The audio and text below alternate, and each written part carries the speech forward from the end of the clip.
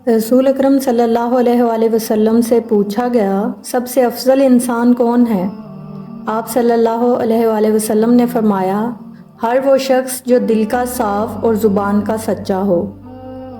सवाली को देकर एहसान ना जताओ, बल्कि एहसान मानो कि उसने कबूल कर लिया।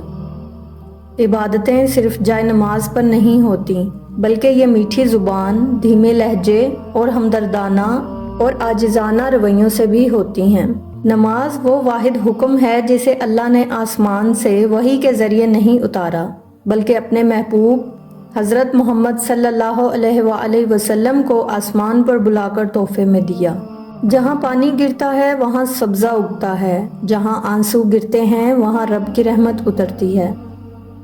जब आप रब से मोहब्बत करते हैं तो वो आपके दिलों में उन्हीं लोगों को बसने देता है जो आपकी मोहब्बत के अहल हों। रिस्क और मौत का खौफ मत रखो, ये अल्लाह का इख्तियार है। ज़िंदगी के मकासद में अवलीन मकसद अल्लाह ताला की बनाई गई हदूद में रहकर खुशियों की तलाश होना चाहिए।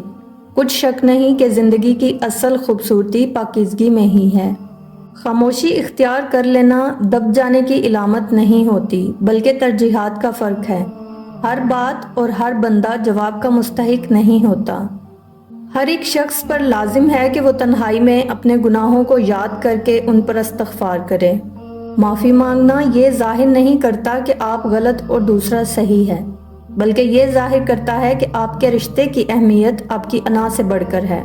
कुरान पाक में अल्लाह ताला इरशाद फरमाते हैं, और मकड़ी के जाले से भी कमज़ोर हैं ये दुनिया के सहारे।